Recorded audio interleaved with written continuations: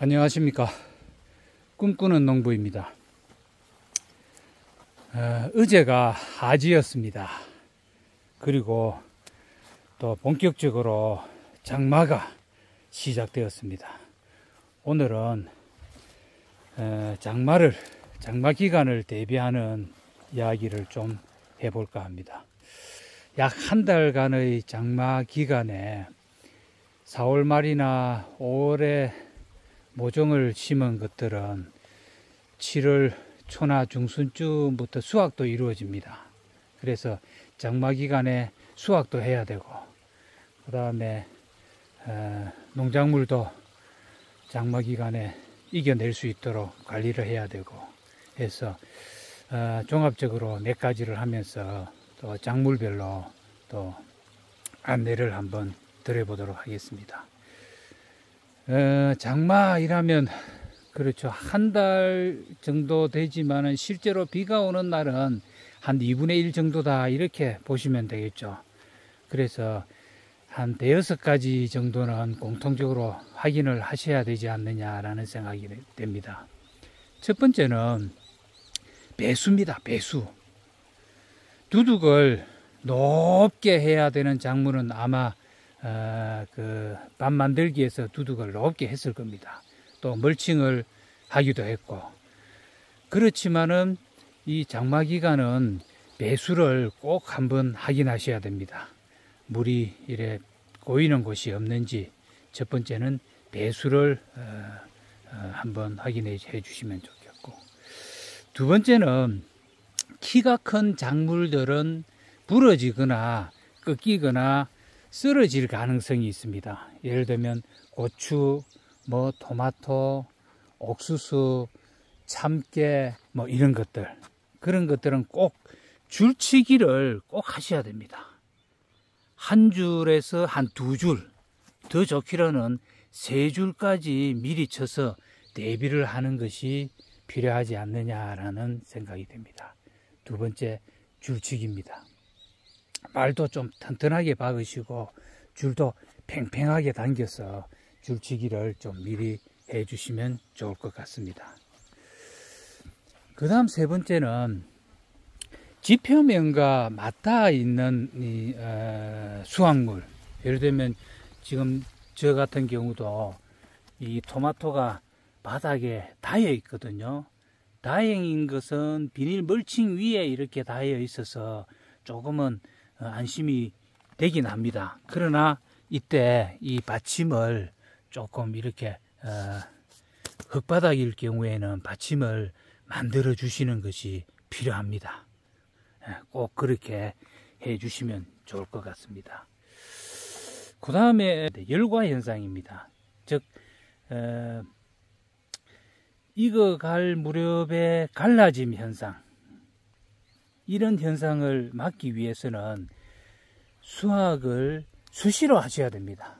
예를 들면 방울토마토 같은 경우에는 지금도 이렇게 한두 개는 익어가고 하거든요. 전체가 익기를 기다리지 말고 한두 알씩 그때그때 수확을 해 주는 것이 그 터짐 현상을 막을 수 있다, 이렇게 생각을 합니다. 그래서 수시로 수확을 해 주는 그런 과정들이 필요하다. 또 하나 주의해야 될 거는, 아무래도 비가 많이 오고 습하고 이런 날씨가 여러 날 지속되기 때문에 병해충에 대한 그 방제를 꼭 대비를 하셔야 됩니다. 병도 많이 들지만은 해충도 극성을 부릴 수가 있거든요. 그래서 고추, 토마토, 참외, 오이, 수박, 이런 것들 병해충을 미리 방지하시고 유심히 관찰해 주시는 그런 과정 꼭 필요하다라고 말씀을 드리겠습니다. 옥수수 같은 경우도 대가 뿌리가 굉장히 튼튼합니다. 튼튼하지만은 이 대가 꺾이는 경우는 없습니다. 뿌리채 뽑혀서 넘어지는 경우들이 있거든요. 그래서 잘 줄을 치지는 않는데 혹시 뿌리채 뽑힐 정도로 비탈진돼 있거나 이런 경우에는 줄을 비춰주는 것도 필요할 것 같습니다. 그 다음에 이게 강낭콩입니다. 강낭콩이 수확이 사실은 그 장마 전에 수확이 마쳐져야 되거든요. 근데 이 꼬투리가 땅에 닿여 있으면 여기에서 싹이 납니다. 그래서 이 강낭콩의 꼬투리가 바닥에 안 닿이도록 그렇게 하시고, 장마에 제일 취약한 것이 강낭콩입니다. 그래서 2월 말이나 3월 초에 심어서 감자와 같이 빨리 장마 전에 수확을 해야 되는데, 저도 일찍 심은 거는 수확을 마쳤는데 조금 늦게 이제 풋으로 먹으려고 한 것이 아직도 익지 않아서 이렇게 있습니다. 바닥에, 흙바닥에 닿이지 않도록 그렇게 강낭콩은 주의를 해주시면 좋을 것 같습니다. 그 다음에 참깨입니다. 참깨는 지난번에 줄치기를 튼튼하게 했습니다.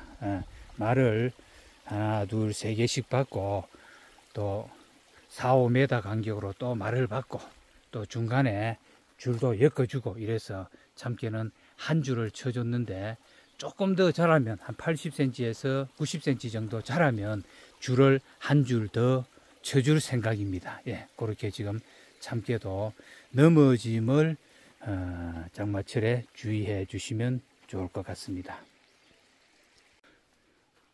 다음은 수박, 참외. 이제 공중에 줄기를 올려서 키우는 것은 관계없는데, 저같이 지금 바닥에 키우는 사람들은 수박, 호박, 참외 이런 것들은 꼭 그 받침을 해주셔야 됩니다. 저는 아직 받침을 해주지 않았는데 내일쯤 받침을 해줄 생각입니다.